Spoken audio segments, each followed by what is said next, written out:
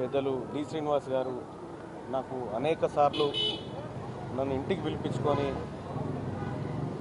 నీ వాయిస్ ఆ తర్వాత నువ్వు చేసే కార్యక్రమాలు బాగుంటాయి మల్లన్న, నువ్వు ఎప్పటికైనా ప్రజాక్షేత్రంలోకి రావాలి అని కోరుకున్నటువంటి వ్యక్తి. అలాగే ఇటీవల కాలంలో జరిగినటువంటి ఎన్నికల్లో కూడా ఆయన సూచనలు, ఆయన సలహాలు అన్నీ తీసుకొని ఎన్నికల్లో ముందుకు పోవడం జరిగింది.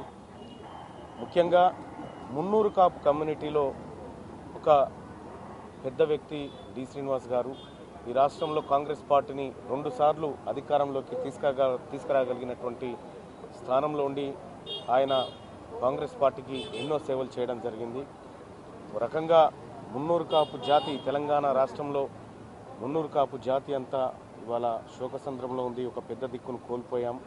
వాస్తవానికి కూడా ప్రభుత్వం కూడా అధికారిక లాంఛనాలతో ఆయన అంత్యక్రియలు నిర్వహించే దిశగా ప్రయత్నాలు చేస్తూ ఉంది. తప్పకుండా అది చేస్తామని చెప్పి ప్రభుత్వం తరఫున కూడా మేము రిక్వెస్ట్ చేస్తూ ఉన్నాం ప్రభుత్వాన్ని, ముఖ్యమంత్రి గారిని.